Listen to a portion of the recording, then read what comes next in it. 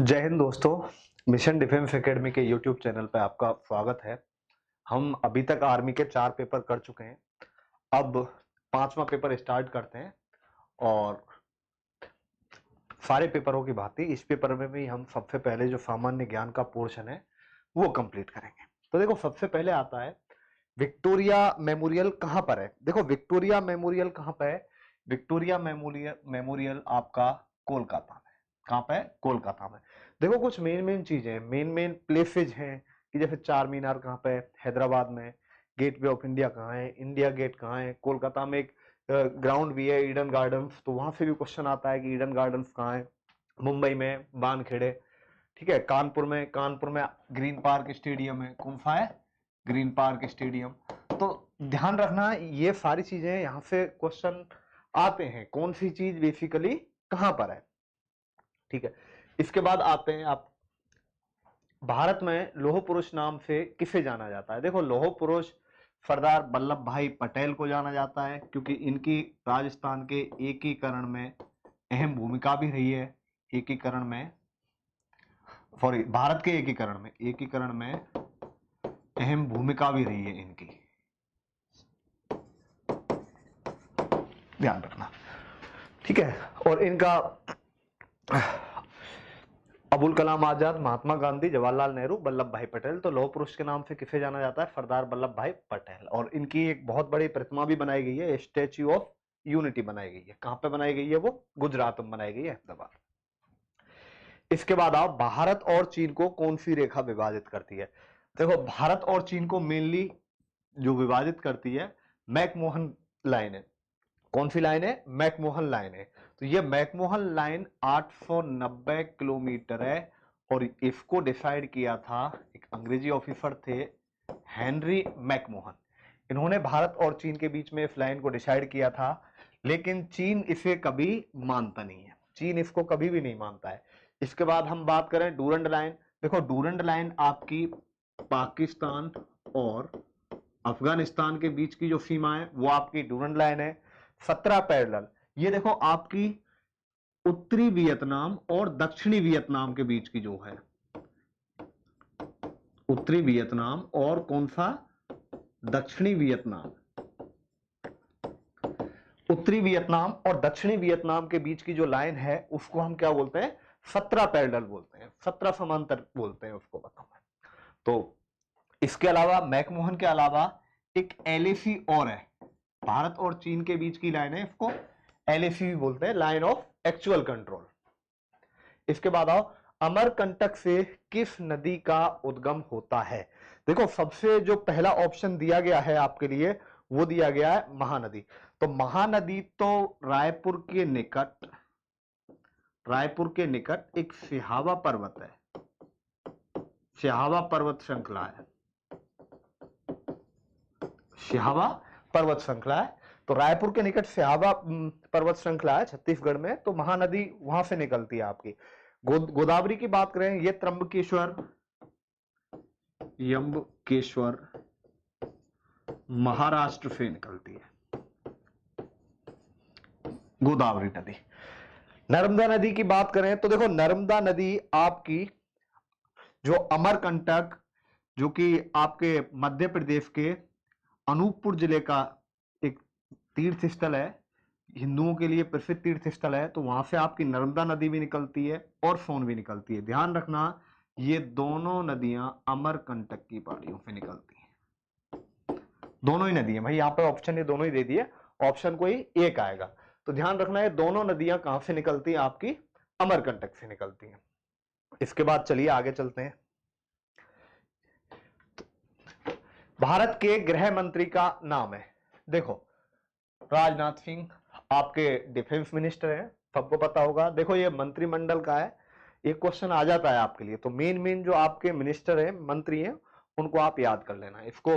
राजनाथ सिंह वर्तमान की बात करें तो रक्षा मंत्री हैं। अमित शाह आपके गृह मंत्री हैं आज की तारीख में।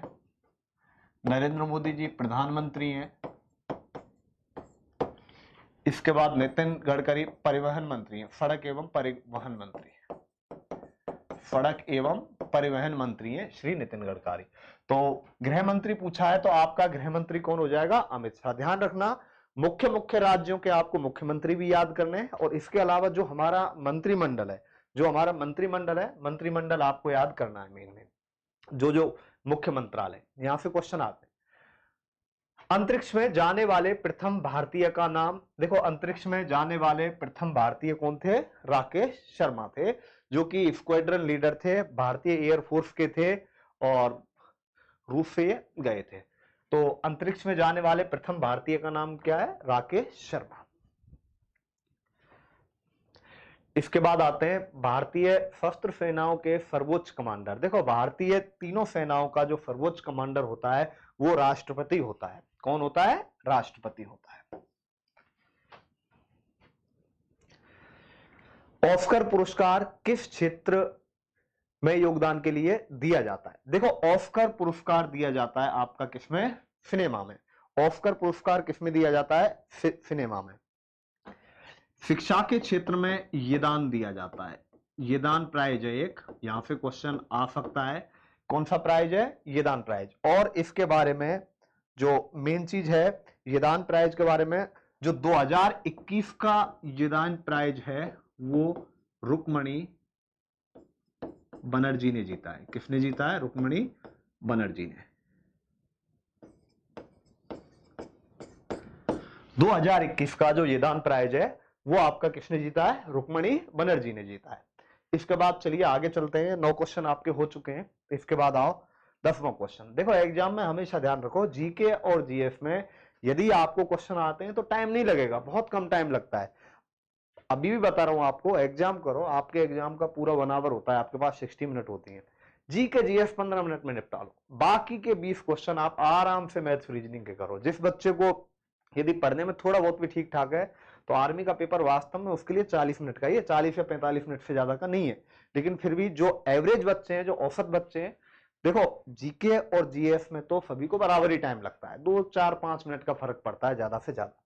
तो वहां पे हमें जो टाइम है पहले इनको निपटा देना है। लास्ट में जो टाइम है, जो बच्चे थोड़े एवरेज होते हैं या एवरेज से बिलो होते हैं, वो आराम से करो फिर मैथमेटिक्स फॉर रीजनिंग को। इसके बाद चलो आगे बढ़ते हैं। इंडिया गेट किस शहर में है? देखो इंडिया गेट कौन से शहर में है? देखो यहाँ पे कोलकाता बताया था मैंने अभी, विक्टोरिया मेमोरियल है, क्वेश्चन पहले आया भी था अभी, विक्टोरिया मेमोरियल है यहाँ पे। तो ठीक है, और भी बहुत सारी चीजें, ये मैं इसलिए बता रहा हूं, अभी क्वेश्चन आया था। मुंबई, देखो मुंबई में गेटवे ऑफ इंडिया है, गेटवे ऑफ इंडिया। मुंबई को आर्थिक राजधानी भी कहा जाता है। मुंबई क्या कहा जाता है? आर्थिक राजधानी। तो देखो इस क्वेश्चन में हमें कंफ्यूज नहीं होना है, एक इंडिया गेट है और एक गेटवे ऑफ इंडिया है। गेटवे ऑफ इंडिया कहां पे है? मुंबई में। और जो आपका इंडिया गेट है वो कहां पे है? दिल्ली में। तो इंडिया गेट कौन से शहर में स्थित है? दिल्ली में। ये देश की राजधानी है और मुंबई देश की आर्थिक राजधानी। आर्थिक राजधानी इसलिए क्योंकि सबसे ज्यादा जो इनकम होती है वो मुंबई बेल्ट से होती है। वो आगे आते हैं। अब खिलाड़ी जीव मिल्खा सिंह का संबंध किससे है? देखो खिलाड़ी जीव मिल्खा सिंह का संबंध है गोल्फ से। खिलाड़ी जीव मिल्खा सिंह का संबंध किससे? गोल्फ से। जो अभी सिंगापुर गोल्फ हुआ था वो इन्होंने ही जीता था। ध्यान रखना है, यदि यहाँ पे मैं बता रहा हूं, यदि यहाँ पे दौड़ दे दिया जाता तो ज्यादातर बच्चे दौड़ कर देते हैं, ठीक है ना। वो अलग मिल्खा जी। जीव मिल्खा सिंह का संबंध किससे? गोल्फ से। भारत में किस राज्य की उच्चतम साक्षरता दर है? देखो सबसे ज्यादा साक्षरता कहां पे है? केरल में। सबसे ज्यादा साक्षरता कहां है? केरल में, और बिहार में कम है आपकी।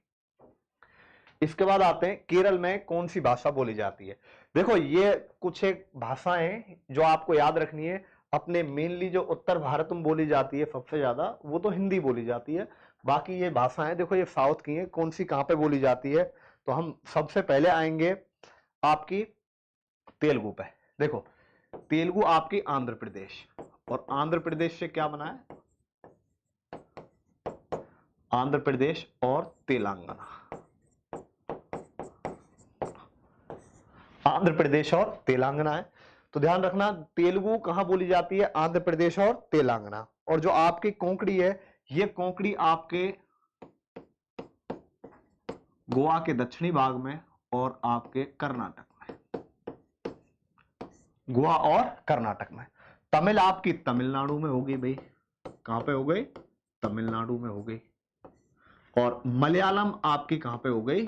केरल में। तो क्वेश्चन में पूछा है केरल में बोले जाने वाली भाषा कौन सी है, तो केरल में कौन सी भाषा बोली जाती है? आपकी मलयालम भाषा बोली जाती है। तो केरल में कौन सी भाषा बोली जाती है? मलयालम। तो इसका आंसर क्या हो जाएगा आपका? मलयालम।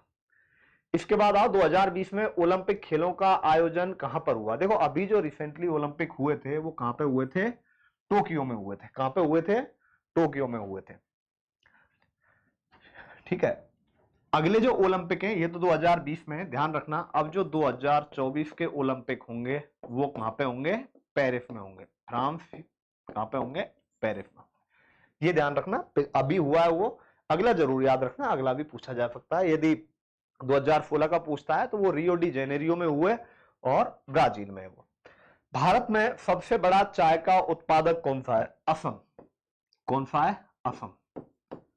भारत में चाय का सबसे बड़ा उत्पादक कौन सा राज्य है? असम है। अब देखो इसके बाद ये हमारे जीके के 15 क्वेश्चन हैं जो कि पूरे हो चुके हैं। अब इसके बाद आते हैं हम साइंस के क्वेश्चनों पे। देखो सामान्य विज्ञान के क्वेश्चनों पे आते हैं। देखो कोशिका का शक्ति का भंडार किसे कहा जाता है? सब बचपन से पढ़ते आ रहे हैं, क्या है? माइटोकॉन्ड्रिया का। क्योंकि कोशिका में जो ऊर्जा उत्पन्न होती है, जो अधिकांश ऊर्जा उत्पन्न होती है वो कहां से होती है? माइटोकॉन्ड्रिया से होती है। और इसलिए माइटोकॉन्ड्रिया को कोशिका का शक्ति भंडार भी कहा जाता है। इसके बाद आओ अगला, प्रजनन कितने प्रकार का होता है? देखो प्रजनन हमारे पास दो प्रकार का होता है, एक तो लैंगिक और दूसरा अलैंगिक।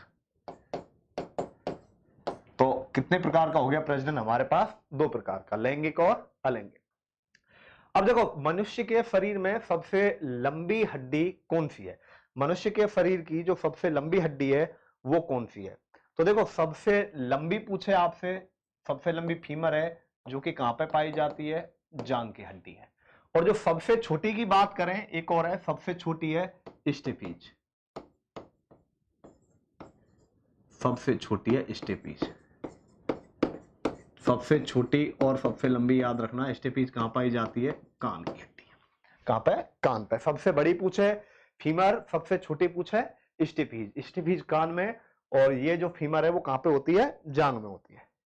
इसके बाद निम्न यंत्रों में से किसकी कार्यप्रणाली में जीरो महत्वपूर्ण भूमिका निभाती है? देखो कंप्यूटर है, कंप्यूटर में 0 और 1 चलते हैं मेनली।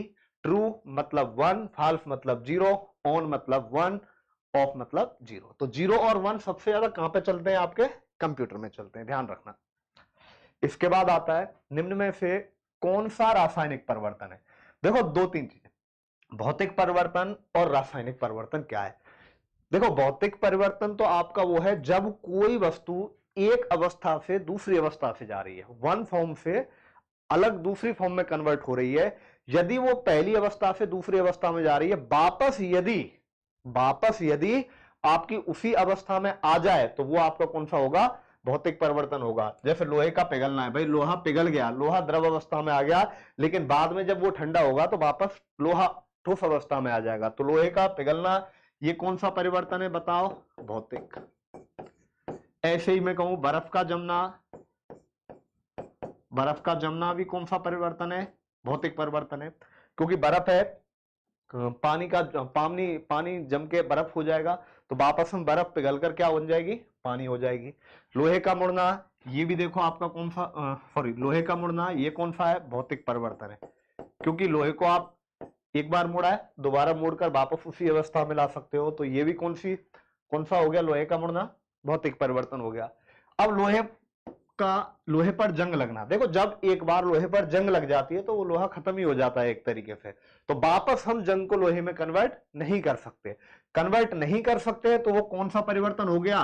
रासायनिक परिवर्तन। यानी कि एक अवस्था से दूसरी अवस्था में बदल नहीं सकता, वो एक से दूसरी में बदल जाएगा लेकिन वापस नहीं बदलेगा। वो कौन सा परिवर्तन होगा? रासायनिक। जैसे लोहे पर जंग का लगना हो गया, ठीक है, दूध का जमना हो गया।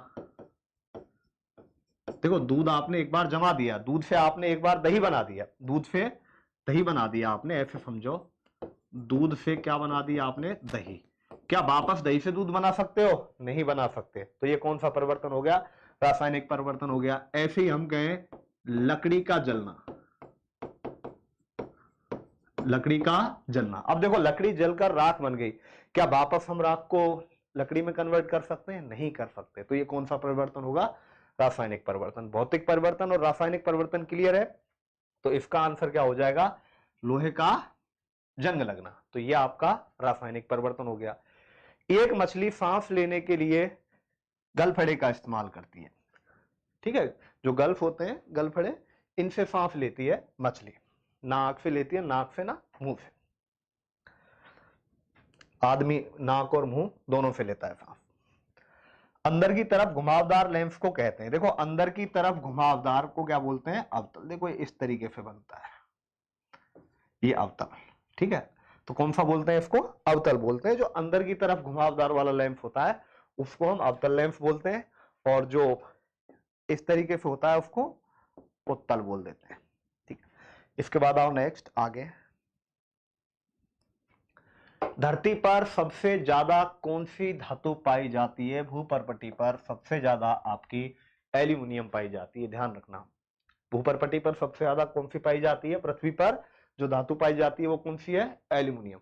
अब देखो वनस्पति जगत का अध्ययन करने वाली विज्ञान कहलाती है। देखो ये चीज जरूर आती है कि भाई इस चीज का अध्ययन करना क्या कहलाता है, या फिर उल्टा भी दे सकता है इस क्वेश्चन को, तो यहां से भी क्वेश्चन आते हैं। देखो बॉटनी, वनस्पति का अध्ययन करने वाले को क्या बोलते हैं?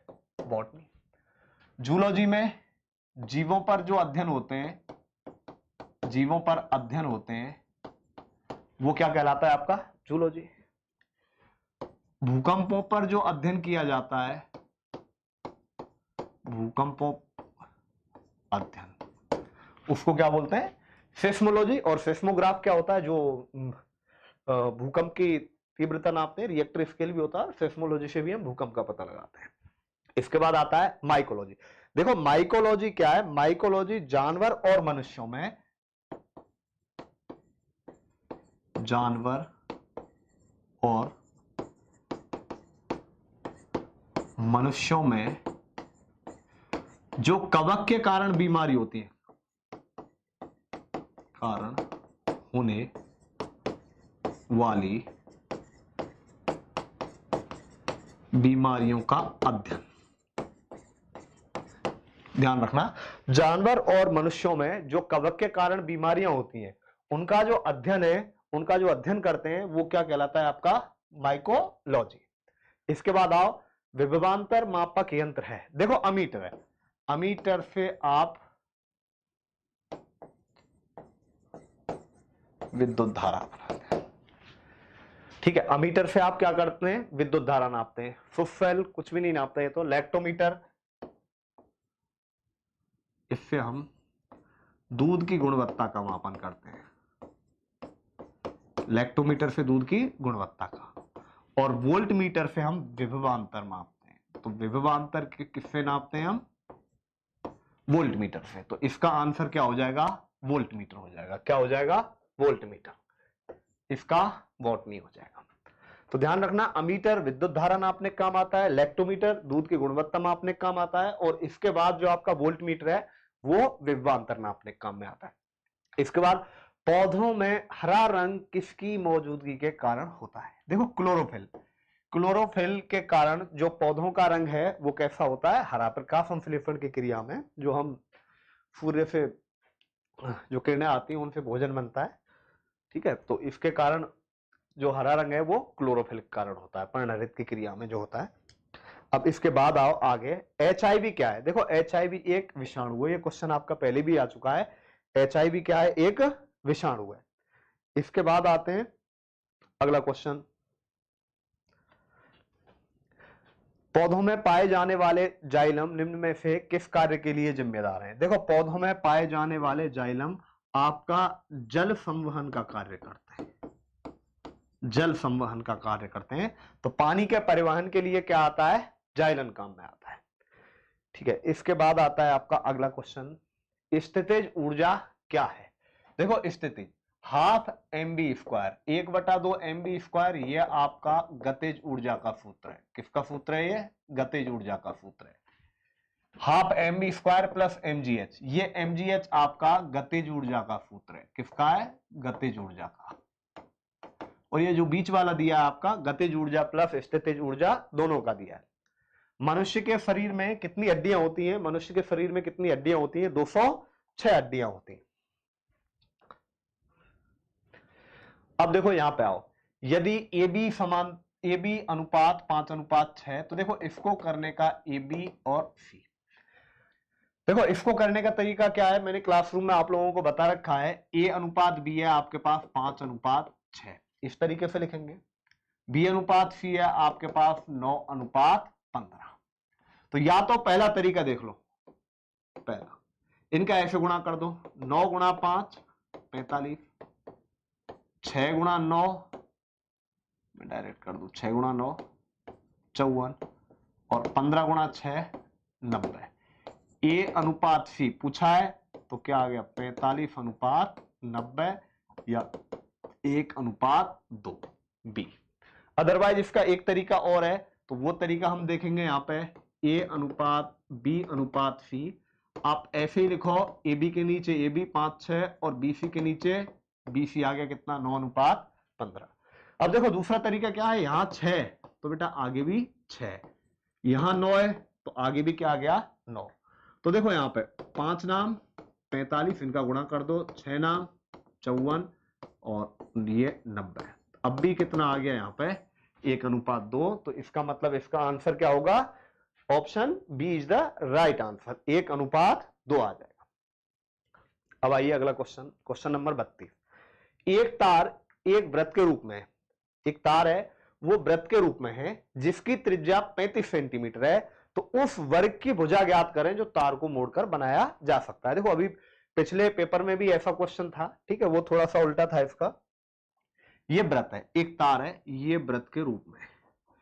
अब हमने इस तार को एक लंबे इस तरीके से खींचना, तो इसमें क्या बराबर रहेगा? देखो ये पूरी दूरी किसके बराबर हो जाएगी?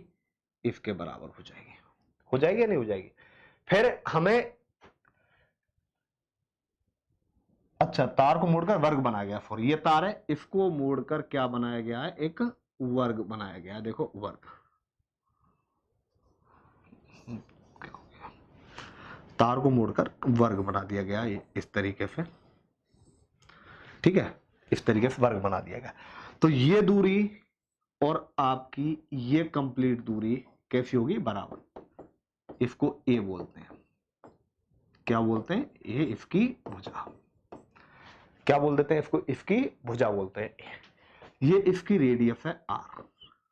आर का मान कितना है आपका? 35 सेंटीमीटर है। आर का मान कितना है? 35 सेंटीमीटर।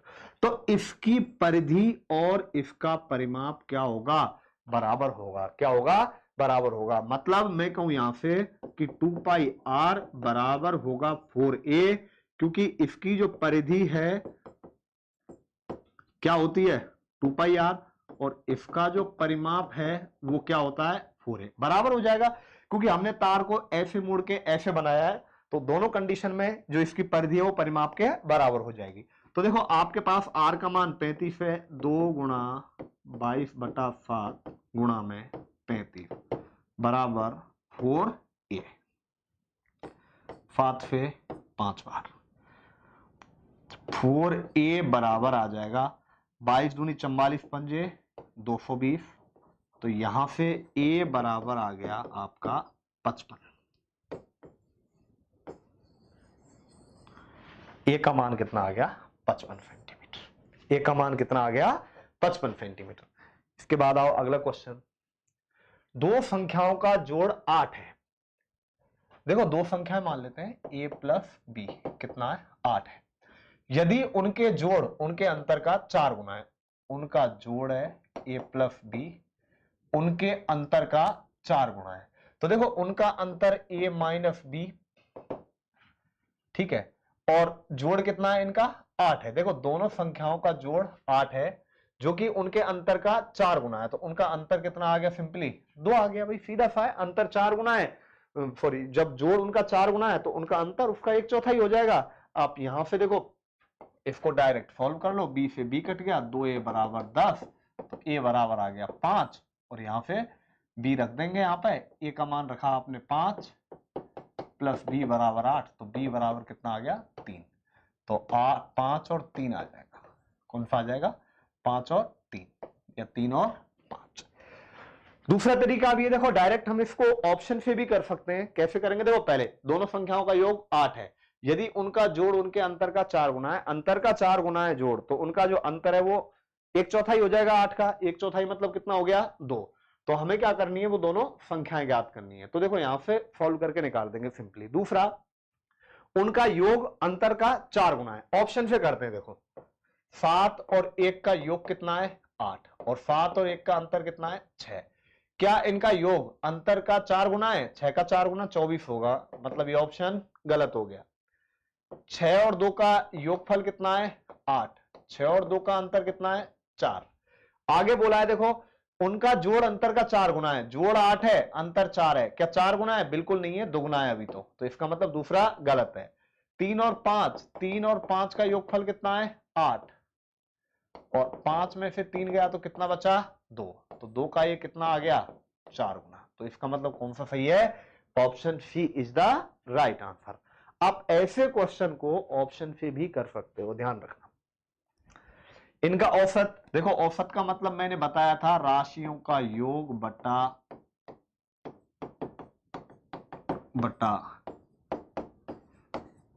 राशियों की संख्या। तो 143 प्लस 145 प्लस 145 3, तो क्या आ जाएगा? बीच वाला ही आ जाएगा, 145 आ जाएगा। इनको जोड़ के करेंगे, 3 का भाग देंगे तो कितना आ जाएगा? 145। तो इसका आंसर क्या आ जाएगा आपके पास? 145, 145। इसके बाद चलिए आगे आते हैं। 128 की पावर 2/7 है। देखो ये 128 की पावर क्या है? 2/7 है। तो देखो सबसे पहले आप 128 देखो बेटा, 128 2 की पावर 7 है। मैं इसको ऐसे लिख सकता हूं कोष्टक में, ठीक है? इसको कोष्टक में लिख लेना भाई, कोष्टक में ही आएगा क्वेश्चन इस तरीके से। तो देखो 2 दूनी 4, 128 के फैक्टर करेंगे तो 2 दूनी 4 दूनी 8 दूनी 16 दूनी 32 दूनी 64 दूनी 128, तो कितनी बार है? 7 बार। तो इसको हम 2 की पावर 7 लिख सकते हैं, इसकी पावर 2/7। अब ये कोष्टक में आ गया ये, तो 2 की पावर 7 गुणा कोष्टक में है ये, इस तरीके से ध्यान रखना, घातों का गुणा हो जाएगा, घातों का गुणा कर देंगे इस तरह से। 7 से 7 कट गया, और 2 की घात 2 कितना हो गया आपका? 4। तो इसका मतलब इसका आंसर क्या आएगा? 4। इनमें से कोई भी नहीं है।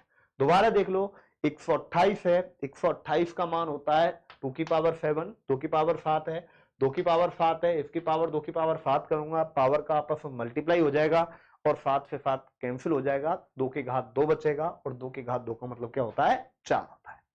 इसके बाद चलिए आगे चलते हैं। एक वृत्ताकार बाग की त्रिज्या r बराबर 28 है, बाग की परिधि ज्ञात करनी है। तब बाग की परिधि, देखो बाग है वृत्ताकार का, ऐसे आकार का, और ये वृत्ताकार है बाग, तो बाग की त्रिज्या है 28। तो वृत्त की परिधि क्या होती है? हमने क्या सूत्र पढ़ा है वृत्त की परिधि का? 2πr। 2π का मान 22/7, और r का मान कितना है? 28। 4 बार कट गया, 22 दूनी 44, देखो 44 चौका कितना आ गया? 176 सेंटीमीटर। कौन सा आंसर आ जाएगा? 176 सेंटीमीटर। तो ये क्वेश्चन हो गया आपका। अब आते आगे, चतुर्भुज के चारों कोणों का योगफल क्या है? देखो चारों कोणों का, यहां पे आंतरिक कोण नहीं ना, ये पूछा है कि आंतरिक कोण है या बाहरी कोण है। जहां पर आपको इंटीरियर एंगल और एक्सटीरियर एंगल, मतलब आंतरिक कोण और बाहरी कोण क्लियर नहीं है, वहां पे आपको आंतरिक कोण ही लेने हैं। कौन से लेने हैं? आंतरिक कोण। वैसे भी चतुर्भुज में आंतरिक कोण कितने डिग्री के होते हैं? 360 डिग्री के। फॉर्मूला है आपका n-2 गुणा में 180। कौन से कोणों का? आंतरिक कोणों का। तो चतुर्भुज में कितनी भुजाएं हो गई, n क्या है यहाँ पे, भुजा, कितनी भुजा होंगी, तो 4 - 2 गुणा में 180, 2 गुणा में 180 कितना हो गया, 360। मान लो यहाँ चतुर्भुज की बजाय पंचभुज होता तो n का मान 5 ले लेते। षटभुज होता, हेक्सागोनल होता षटभुज, षटभुज में n का मान कितना आ जाता, 6 हो जाता, ठीक है। और आपके पास अष्टभुज होता 8 आ जाता, ऑक्टागोनल। ये तो हो गया आंतरिक कोणों का योगफल। बाहरी कोणों का कोई भी बहुभुज है आपके पास, चाहे त्रिभुज है, चतुर्भुज है, पंचभुज है, कितनी भुजाओं की आकृति है, उसके बाहरी कोणों का योगफल हमेशा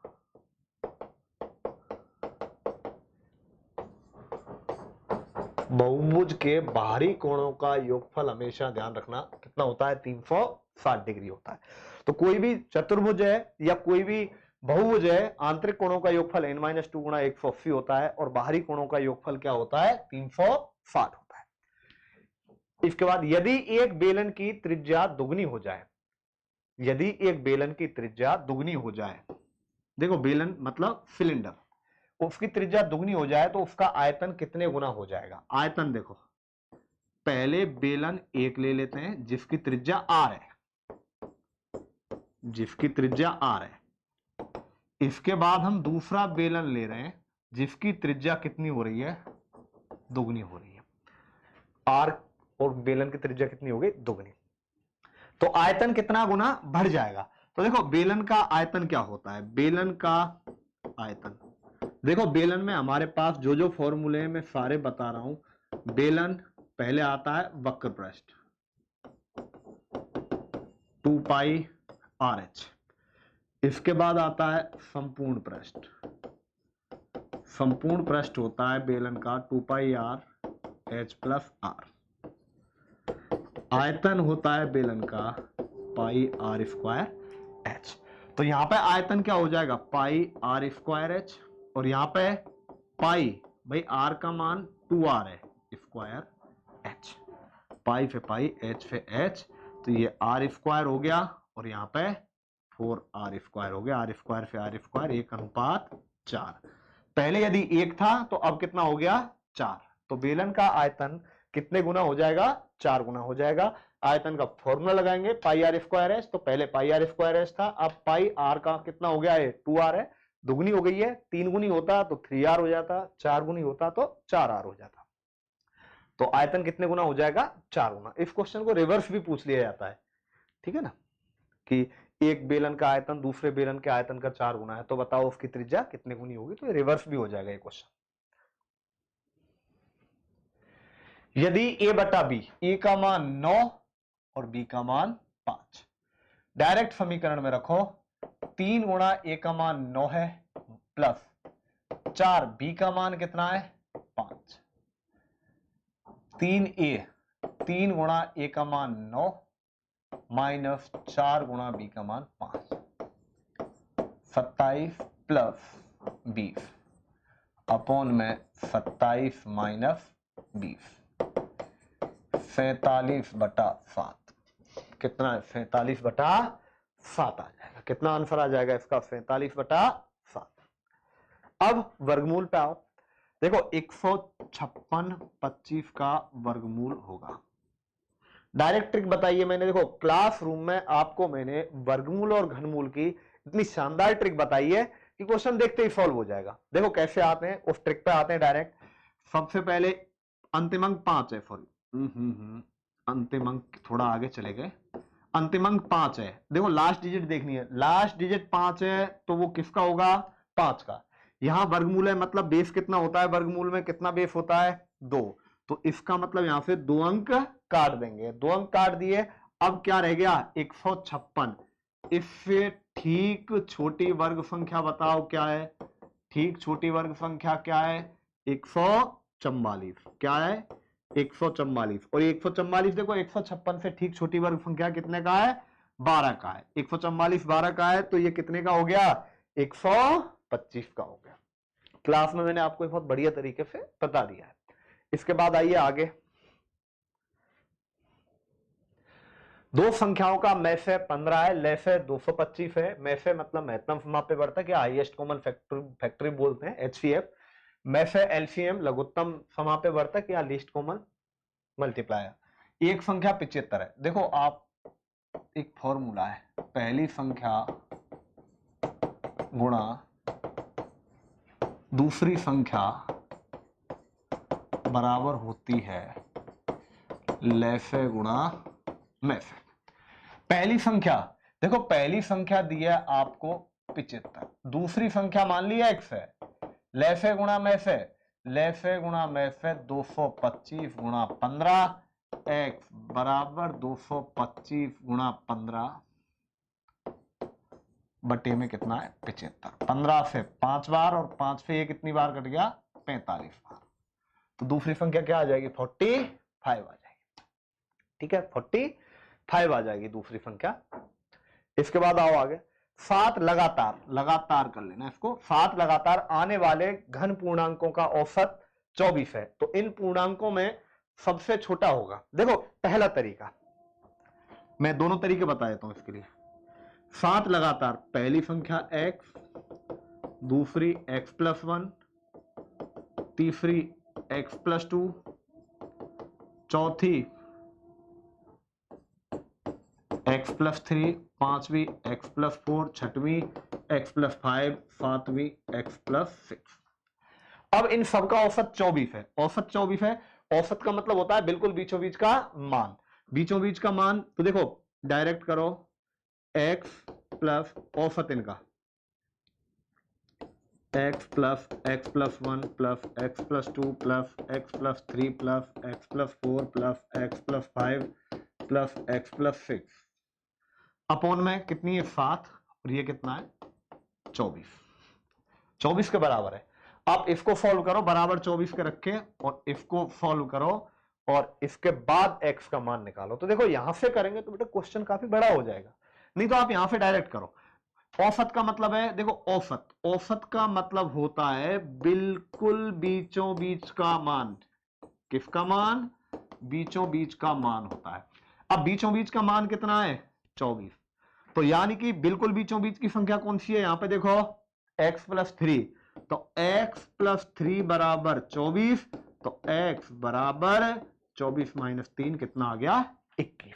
आप ऐसे भी कर सकते हो दूसरे तरीके से। एक तरीका और है, उसमें आपको कुछ भी करने की जरूरत नहीं, डायरेक्ट होगा क्वेश्चन। देखो डायरेक्ट कैसे होगा भाई, हमें इतना पता है बेटा, ध्यान से समझना, बीचों बीच की, औसत का मतलब है बिल्कुल जो बीच की संख्या है वो कितनी है 24 है। औसत का मतलब ही होता है बिल्कुल बीचों बीच का मान। अब बिल्कुल बीचों बीच का मान 24 है आपका। तो अब एक बात बताओ, 7 लगातार संख्याएं, एक इससे पहले जाओ, 7 संख्याएं बनानी है हमें, तो लगातार है, तो लगातार है मतलब एक पहले आओ 23 और एक बाद में आओ 25, 3 संख्याएं हो गई। एक एक और आओ 22 और कितनी हो गई 26, 5 संख्याएं हो गई, एक और आ जाओ 21 और कितनी हो गई 27। देखो 24 बीच की है नहीं, तो सबसे छोटी क्या हो गई 21। यदि 5 संख्याएं बोलता तो 23, 24, 25, 26, आगे नहीं जाते। यदि 9 संख्याएं बोल दे तो एक इधर और बढ़ा दो और एक इधर और बढ़ा दो, 20 और कितना हो जाएगा 28 हो जाएगा। तो इस तरीके क्वेश्चन आ जाए, घबराने की जरूरत नहीं है। एक्स का तरीका बिल्कुल काम में मत लेना, क्योंकि 9 संख्याएं दे दी तो बहुत ज्यादा टाइम वेस्ट हो जाएगा यदि आप एक्स वाले तरीके से करोगे क्वेश्चन को। तो इसके बाद आओ नेक्स्ट, अगला क्वेश्चन। मोहन एक रेडियो 500 रुपए में खरीदकर 300 में बेचता है। देखो क्रय मूल्य, कॉस्ट प्राइस, क्रय मूल्य सीपी कितना है 500, एसपी विक्रय मूल्य सेलिंग प्राइस कितना है 300, हानि कितने रुपए की हो गई 200 की, कितने पे 500 पे, प्रतिशत ज्ञात करना है 100।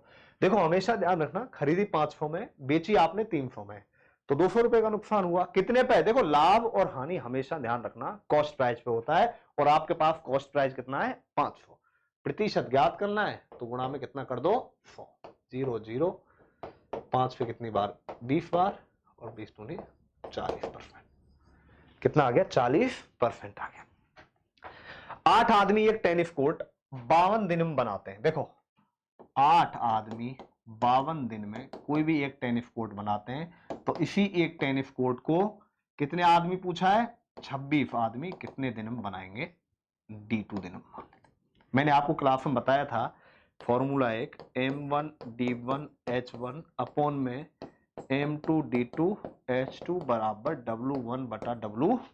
ऐसे कर सकते हैं। m1 पहले प्रकार के आदमी, d1 कितने दिन में, h1 एक दिन में कितने घंटे काम करके, w1 मतलब कितना काम कर रहे हैं।